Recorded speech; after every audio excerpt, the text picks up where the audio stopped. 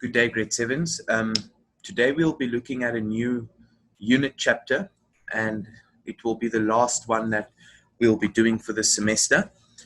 And the name of this chapter is called Facing Adversity. What does adversity mean?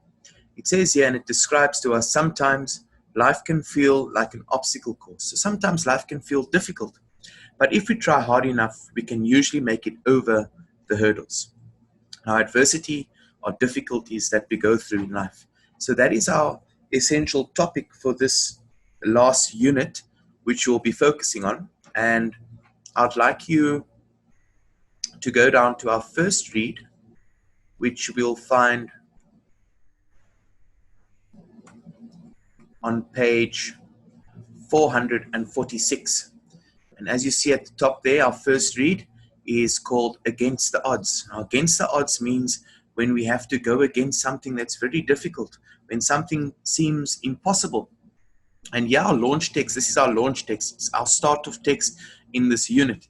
It says this selection is an example of an informative text. So it gives us information, a type of writing in which the author provides information about a topic.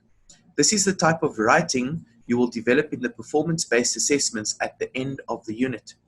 As you read, notice that the author presents facts without offering opinions or arguments because it is an information text or an informative text. So I'm going to start off the first read for you and then explain the activity that needs to be done. If you have to ditch a commercial aircraft in the Hudson River, the news anchor joked, this is the guy you want. The guy was US Airways pilot Chesley Sully, Sullenberger 3, a 57-year-old former Air Force fighter pilot and a 29-year veteran of US Airways. On January 15, 2009, Sullenberger was the pilot on US Airways Flight 1549 from New York's LaGuardia Airport to Charlotte, North Carolina. Flight 1549 left the tarmac at 3:25 p.m.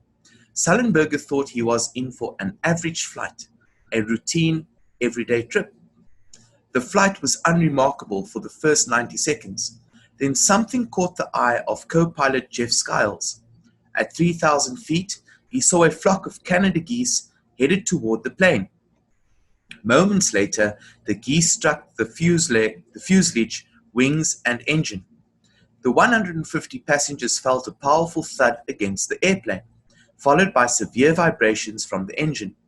One passenger said it sounded like sneakers stumping around in a dryer. There was a loud explosion. The cabin filled up with smoke. There was a horrible smell and then an eerie quiet. What does eerie mean? Scary. Both engines were disabled.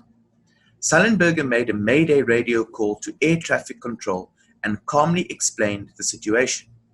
Mayday means it's an urgent call. They discussed the options. The plane could either return to LaGuardia or land at Teterboro Airport in New Jersey. Sullenberger knew the situation was too dire for the plane to stay in the air long enough for either plan to be successful. He had about 30 seconds to find an alternative. The pilot decided on a radical move. He ditched the plane in the Hudson River, despite the fact that passenger jets are not built to land on water. Brace for impact, came the captain's voice over the intercom. A hush fell over the passengers. They thought they were going to die. Sullenberger lowered the plane's nose in a gradual glide toward the river. The plane managed to clear the George Washington Bridge and, against the odds, land safely on the surface of the Hudson. It skidded across the water at 145 miles per hour and finally slowed to a stop. He was thinking in nanoseconds, said a former airline pilot, speaking of Sullenberger. He made all the right choices at all the right times. He might have been staring at the instruments, but he was feeling that airplane in his hands. He picked his landing spot and went for it. Now, Sullenberger's job was to get the people off the plane, which was quickly filling up with water. Witnesses were convinced that everyone on Flight 1549 was dead. What they couldn't see was that the passengers were already exiting the plane. With water seeping into the plane, Sullenberger and Skiles walked the length of the cabin twice, calling, "Is anyone there?" The water was so cold they had to walk on top of the seats, but they would not leave the plane until they were sure everyone was out. "He's the man," said one of the rescued passengers. "If you want to talk to a hero, get a hold of him." After all the thanking was over, Sullenberger was humble. "You're welcome," he said simply. Like most heroes, he didn't want the label. According to him, he was just doing his job. But 154 men, women, and children owed their lives to a modest man who faced adversity with cool competence on one of the most remarkable days in aviation history. Right. So what you will need to do now, grade 7s, is do your vocabulary network. Here the words dire, humble, competent. So you need to look for words or a collection of words related to the topic.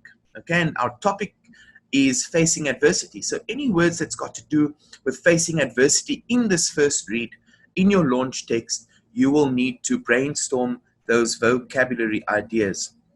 And then usually after a text like this, we have a summary. So on page 448, you need to write a brief summary of against odds or against the odds, and as well as your quick write question where it says consider class discussions, presentations, the video, which we haven't done, and the launch text. So you will just consider the launch text as you think about the prompt. Record your first thoughts here. How can people overcome adversity in the face of overwhelming obstacles? So you will also answer that quick write.